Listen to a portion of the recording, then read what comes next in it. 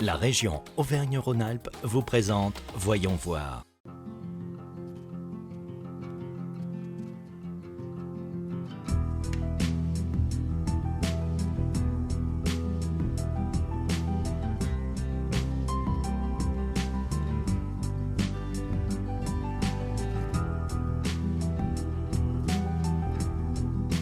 Bonjour et bienvenue dans ce nouveau numéro de Voyons voir. Auvergne-Rhône-Alpes est la première région de France par son nombre de parcs naturels régionaux puisqu'elle en compte désormais 10. Ceux-ci couvrent plus de 25% du territoire et plus de 30% des zones rurales. L'équipe de Voyons voir s'est rendue dans l'un d'entre eux, le parc naturel régional des Monts d'Ardèche, né en 2001 et riche d'une histoire géologique et de paysages uniques. Rendez-vous à Jaujac, à la Maison du Parc, à la rencontre de Arnaud Bérat. Arnaud, mais quel lieu magnifique ici! C'est vrai qu'on a beaucoup de chance. On est sur le site de Rochemur qui accueille la Maison du Parc naturel.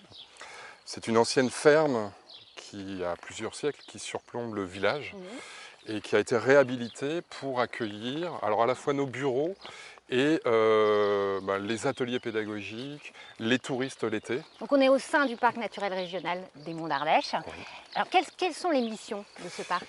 Alors en plus d'accueillir ici du public, on est aussi tourné vers l'avenir, imaginer grâce à ce que l'on hérite, des activités économiques, des patrimoines que les anciens nous ont transmis, un avenir qui s'inscrive dans un développement durable, un développement rural. Et votre mission, vous, c'est une mission éducative?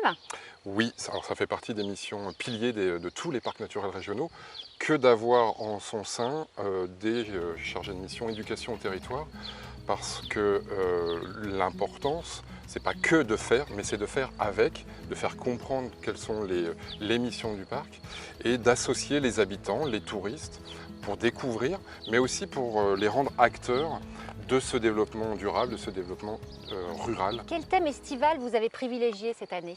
Alors cette année, on a choisi comme thème les pollinisateurs. Et pour sensibiliser les habitants et les touristes à cette thématique-là, on a souhaité réaliser une exposition immersive. Et alors plutôt que de vous faire un long discours, je vous propose d'aller la voir. Eh bien d'accord, allez. Allons-y. Alors dans cette exposition qu'on a voulu grand public, familial, nous avons inventé, imaginé des agents secrets, nos petites mascottes, qui conduisent les visiteurs à l'intérieur, mais surtout, puisque le thème est essentiellement à l'extérieur, on les retrouve dans les jardins, qui nous invitent à réaliser des missions, puisque ce sont des agents secrets. Ah ben là on voit une petite mascotte. Oui, c'est l'une des 5 mascottes qui s'appelle Bisbee, qui nous accompagne tout le long du jardin et de l'exposition à l'extérieur pour découvrir par exemple ce mobilier qu'on a imaginé sous la forme d'une loupe d'agents secrets. Et ici par exemple on est sur l'observation des insectes pollinisateurs qui viennent ici visiter ces magnifiques fleurs. Ouais, donc c'est très très ludique. C'est très ludique, oui. Donc là, Arnaud, on est dans le jardin, donc on voit en grandeur nature. Oui, on continue notre découverte à l'extérieur, dans les jardins qui ont été spécialement réaménagés pour l'occasion. On voit les abeilles qui commencent déjà à butiner, des bourdons, des abeilles charpentières qui sont des insectes sauvages. Donc il y a un enjeu écologique pour le public? Oui, il y a un enjeu écologique, c'est la disparition ou la diminution des insectes pollinisateurs. Donc c'est important que nos visiteurs en prennent conscience. C'est aussi un enjeu agricole ou même au jardin, puisque les insectes contribuent à la pollinisation, que ce soit des légumes, des arbres fruitiers. Donc oui, c'est à la fois écologique et à la fois agricole, économique. Donc il y a les pollinisateurs en milieu naturel, vous avez aussi des ruches ici. Oui, on a des ruches. Nous avons des ruches qui sont des auxiliaires de l'apiculteur, qui travaillent pour l'apiculteur, avec l'apiculteur. Vincent a son rucher sur la maison du parc et réalise aussi des animations pour le grand public pour cet été. Et là, l'exposition, elle est gratuite? Alors elle est gratuite évidemment, puisqu'on la veut pour le plus grand nombre. Donc que ce soit pour les habitants qui peuvent venir toute l'année, mais aussi les visiteurs qui nous viennent d'Ardèche et même de plus loin, ils sont les bienvenus et c'est accessible au plus grand nombre sur les horaires d'ouverture. Donc l'idée c'est qu'ils repartent avec quoi? Alors un peu comme nos mascottes, qu'ils aient cette prise de conscience et une petite mission que de changer leur comportement, par exemple dans le jardin, en arrêtant d'utiliser des produits phytosanitaires qui certes tuent certains insectes, mais ne sont pas très bons pour et l'environnement et pour notre santé. Il peut y avoir d'autres petits exemples qui sont très bien expliqués dans l'exposition. Donc ils rapportent une partie de l'exposition dans leur milieu. Exactement. C'est un peu le principe de la mission éducation au territoire, que de faire et d'inviter à une prise de conscience et à rendre acteurs les publics qui suivent nos animations.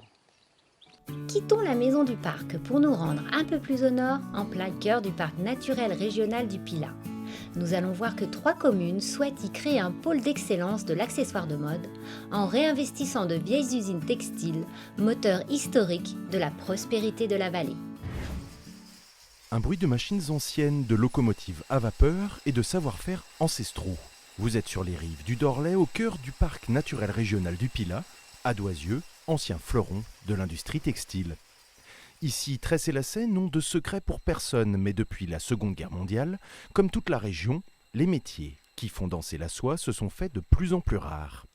Aujourd'hui, 3 communes, sous l'impulsion du parc, tentent de faire revivre l'âme de la vallée en créant les nouveaux ateliers du Dorlais. Alors la nécessité, c'est tout simplement de redynamiser une ancienne vallée textile qui, à son apogée, avait une trentaine de moulins sur 10 km. Aujourd'hui, cette vallée, elle s'est vidée de ses habitants. Il était important pour les 3 municipalités, donc la municipalité de Doisieux, celle de la Terrasse en Dorlais et celle de Saint-Paul-en-Jarret, de remettre de l'énergie dans cette vallée pour aussi un nouvel essor peut-être économique. Le projet a tout de suite séduit les habitants de la vallée du Dorlais, à commencer par le maire de Doisieux. Il propose 3 ateliers dédiés à l'accueil d'artisans travaillant sur la création textile dans une fabrique réhabilitée.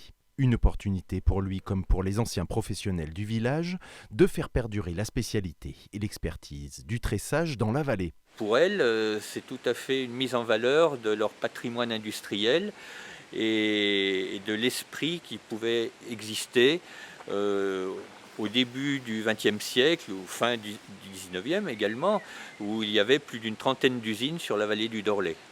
Un artisan qui a déjà réservé sa place, c'est Sarah Réville. Cette artiste crée des modèles uniques de tresses pour les grandes maisons du luxe. Elle est intarissable sur les caractéristiques des métiers en bois et en fonte spécifiques de la vallée du Dorlais. Elle en est tombée amoureuse, à tel point qu'elle manque maintenant de place pour toutes ses créations. Premier point, la première porte d'entrée, c'est le gain de place, obtenir un atelier plus grand pour augmenter mon potentiel de production et puis gagner en confort. Et puis la dynamique qui peut s'instaurer lorsqu'on est un groupe.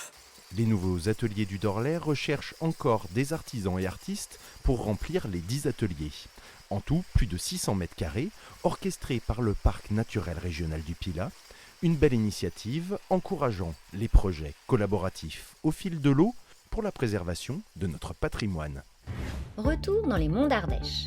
Le parc a identifié, avec l'aide des géologues locaux et des universitaires, 55 géosites remarquables grâce à leur qualité esthétique, pédagogique et à leur rareté.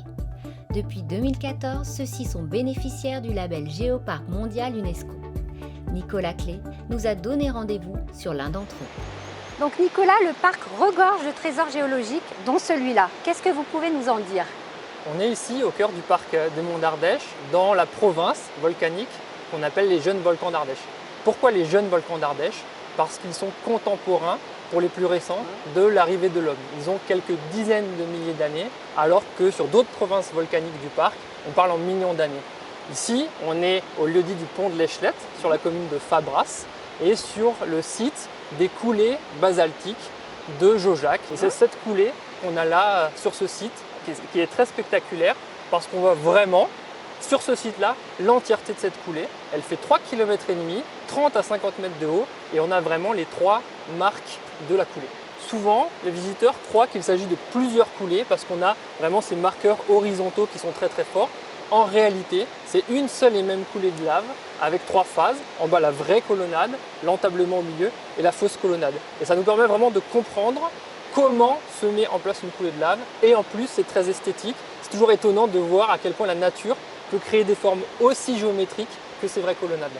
Et donc le promeneur, s'il veut avoir toutes ces informations, quel engagement vous avez, vous, le parc, par rapport à ces explications?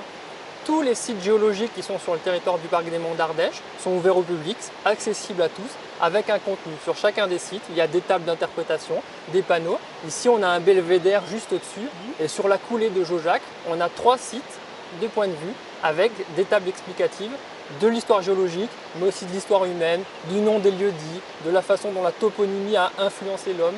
Tous ces aspects-là sont valorisés sur le site et accessibles à tous. Donc c'est une façon d'allier le loisir et l'histoire du territoire. Absolument.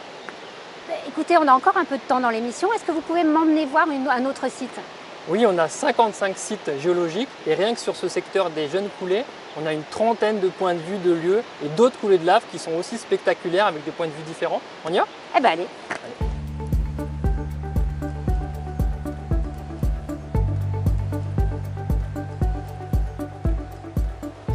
Nicolas, la promesse est tenue. Ici, on est dans un lieu magique.